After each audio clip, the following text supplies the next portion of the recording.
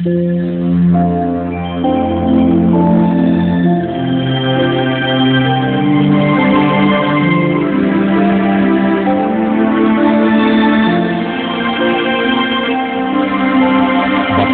ang bumabasa at ang nangakikinig ng mga salita ng hula at tumutupad ng mga bagay na nasusulat doon, sapagkat ang panahoy malapit na.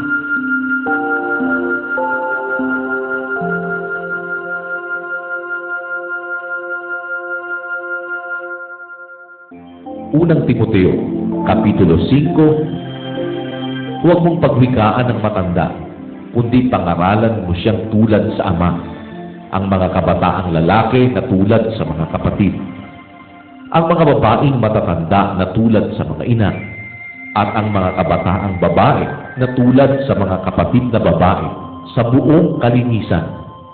Papurihan mo ang mga babaeng bao na tunay na bao.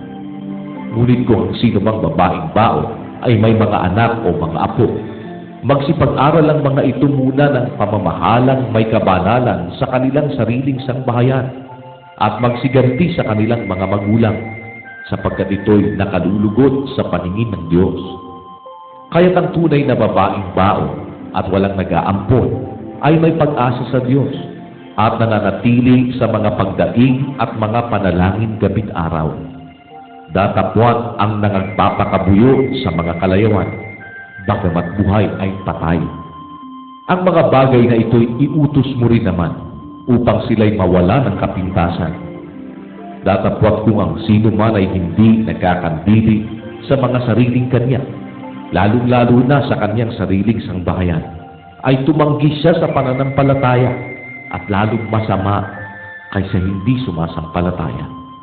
Huwag itala na gaya ng babaeng bao, samantalang walang 60 taon na naging asawa ng isang lalaki, na may mabuting patotoo tungkol sa mabubuting gawa, kung siya'y nag-alaga sa mga anak, kung siya'y nagpatuloy sa mga taga-ibang bayan, kung siya'y naghugas ng mga paa ng mga banal, kung siya'y umabuloy sa mga napipighati, kung ginanap niya na may kasipagan ng bawat mabuting gawa. Ngunit tanggihan mo ang mga batang babaeng bao, sapagkat pagkakaroon nila ng masamang pita na hiwalay kay Kristo ay nagsisipagnasang mag-asawa, na nagkakaroon ng kahatulan sapagkat itinakwil nila ang unang pananampalataya. At bukod dito ay nag-aaral din naman na maging mga tamad na nagpapalipat-lipat sa bahay-bahay, at hindi lamang mga tamad, kundi matatabil din naman at mga mapakialam na nagsisipagsalita ng mga bagay na di nararapat. Ibig ko ngang magsipag-asawa ang mga batang babaeng bao, magsipanganak, magsipamahala ng sambahayan, huwag magbigay sa kaaway ng anumang pagkadahilanan ng ikalilibang, sapagkat ang mga iba'y nagsibaling na sa hulihan ni Satanas.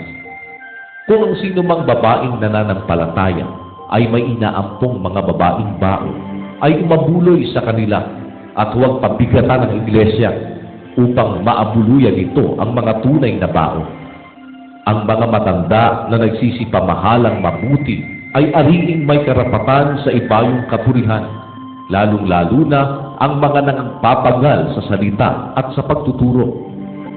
Sapagkat sinasabi ng kasulatan, huwag mong lalagyan ng busal ang baka pagka gumigiit, at ang nagpapagal ay karapat-dapat sa kaupahan sa kanya. Laban sa matanda ay huwag kang tatanggap ng sumbong, maliban sa 2 o 3 saksi.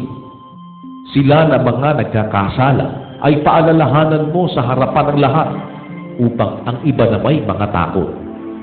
Pinagbibilinan kita sa paningin ng Diyos at ni Kristo Jesus at ng mga anghel na hinirang na iyong ganapin ang mga bagay na ito na walang pagtatangik, na huwag mong gagawin ang anumang pag-ayon. Huwag mong ipatong na madalian ang iyong mga kamay sa kanino man, ni huwag kang makaramay sa mga kasalanan ng iba. Ingatan mong malinis ang iyong sarili. Huwag kang iinom pa ng tubig lamang, kundi gumamit ka ng kaunting alak dahil sa iyong sikmura at sa iyong madalas na pagkakasakit. Ang mga kasalanan ng ilang tao ay hayag na, na nagsisipanguna sa paghukom at ang ilang mga tao naman ay kanilang sinusundan. Gayon din naman ang mabubuting gawa ay hayag at ang mga di gayoy hindi maaaring ilihim.